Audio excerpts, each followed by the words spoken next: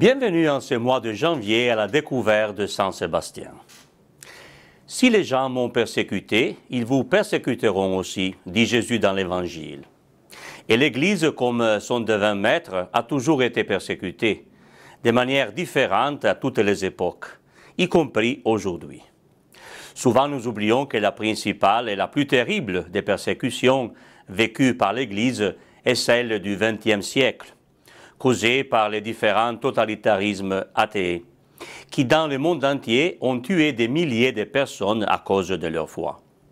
Mais dans l'imaginaire collectif, ce sont les persécutions de l'Église primitive, qui sont ancrées, entre autres grâce aux découvertes archéologiques des catacombes et aux phénomènes littéraires et cinématographiques des romans comme Quo Vadis, qui ont impressionné et touché des générations entières.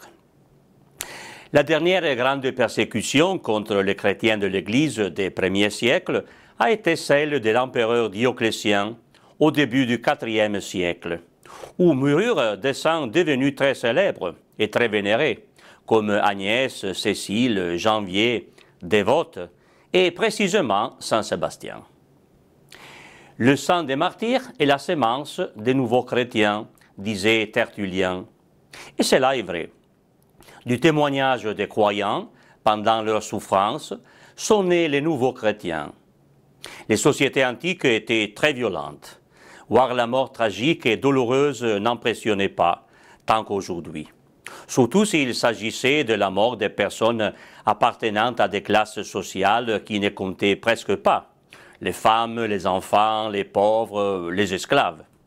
À l'opposé, la foi des personnages importants, qui avaient beaucoup à perdre de leur conversion, impressionnait. Et Sébastien était un d'entre eux. Né à Narbonne, en Gaule, il était militaire de carrière.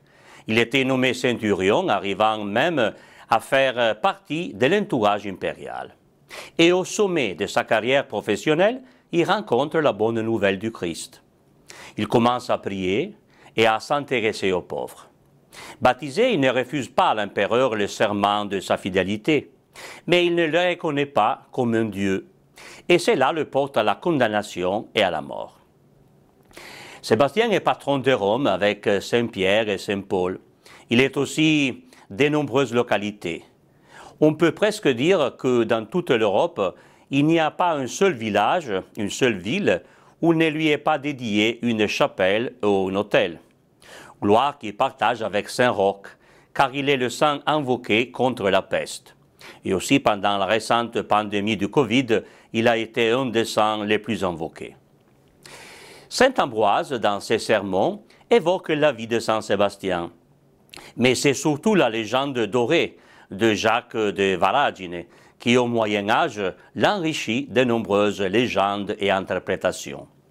Parmi celles-ci, la plus célèbre est celle du supplice des flèches, où Saint Sébastien est décrit comme couvert de pointes comme un hérisson. C'est bien ainsi que tous les artistes l'ont ensuite représenté pendant les différentes époques. À Monaco, nous trouvons de lui une très belle petite statue en bois du XVIe siècle, qui sera bientôt restaurée et puis installée dans la cathédrale dans la chapelle des princes, afin de marquer l'attachement des carabiniers du prince à leur saint patron, qu'ils vénèrent chaque année le 22 janvier. Prions. Accorde-nous, Seigneur, l'esprit de force pour que l'exemple de ton bienheureux martyr Sébastien nous apprenne à t'obéir, à toi plutôt qu'aux hommes. Amen.